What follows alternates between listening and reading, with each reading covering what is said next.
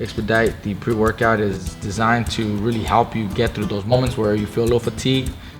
Sometimes your body does get a little tired, it gets a little sore. With this kind of stuff, it picks you right back up.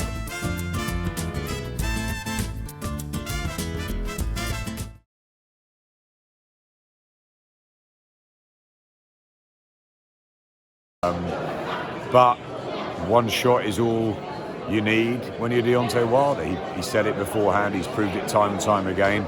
He's got freakish power, possibly the biggest single puncher I've ever seen ringside, certainly as a heavyweight. I mean, you go back to Ernie Shavers and George Foreman and obviously Tyson and Lennox Lewis, and there's been massive punchers, but you're hard pushed. Tommy Hearns was my hero at that weight, what he did to Duran, no one else ever did, and it's freakish, and Wilder's always got that. So he was being outboxed. He wasn't the best boxer in the ring tonight, but the power was all he needed. And I think when you've got that, you are A, box office, and B, you're unpredictable. And I think that combination plus his charisma out of the ring, stands him in amazing stead for 2020.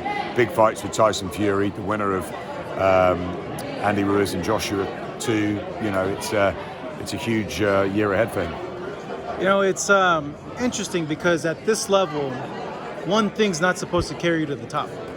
At this level, the guys have so much in their tool bag that they're supposed to be able to X out that one thing. If you look at all the sort of the battles that Barrera and Morales had, and De La Hoya and Mosley, they all went 12 rounds. That power's not meant to be but at a heavyweight division it's different. And I think Wilder is just blessed with natural power. David Hay told me a couple of weeks ago and he shared the ring with huge punchers, but he said that Deontay Wilder is by far the biggest puncher he's ever been in with. A completely different level.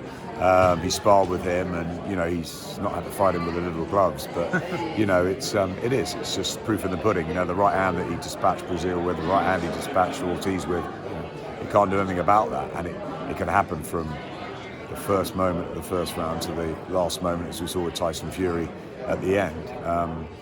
Makes the Tyson Fury fight even more compelling now, because I thought Fury won the first fight. But Wilder will believe he can knock him out at any point. Fury can outbox him. It's going to be fascinating. Is there any indication that the fight's different this time around? We've seen Fury with Wallen, now we've seen Wilder with Ortiz the second time. What's different? I don't think there's anything different. I think that Deontay Wilder can bang, and Tyson Fury is a more skillful boxer.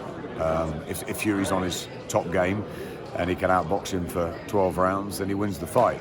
But he can't get caught. It was amazing that he got up in the 12th round, but there was a bit of luck attached to that as well, because it was impossible how he did it.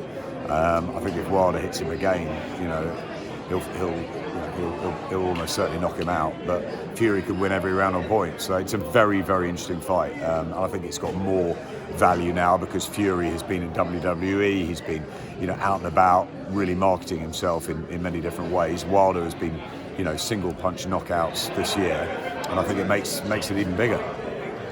Oh man, it's a crazy thing when you fight Wilder. It's almost like you're gonna win every round. You just gotta make sure he doesn't touch you, and it's like you're walking on eggshells every single second of the round. Yeah, and I think maybe Luis Ortiz, with his age, maybe slightly overconfident, and as the rounds ticked on, he always just needed that one punch, and I think he was looking for that right hand actually from very early on. I don't think he really bothered with anything else. I think he was just waiting for that moment to time it, which is extraordinary if you think about it. All the tactics, all the build-up, the southpaw sparring, but actually all you're looking for is one shot when there's just a slight mistake, a slight adjustment of feet, a hand down, a little overconfidence, and boom, there it is. And I think he found it early with Brazil, because Brazil opened up really quickly.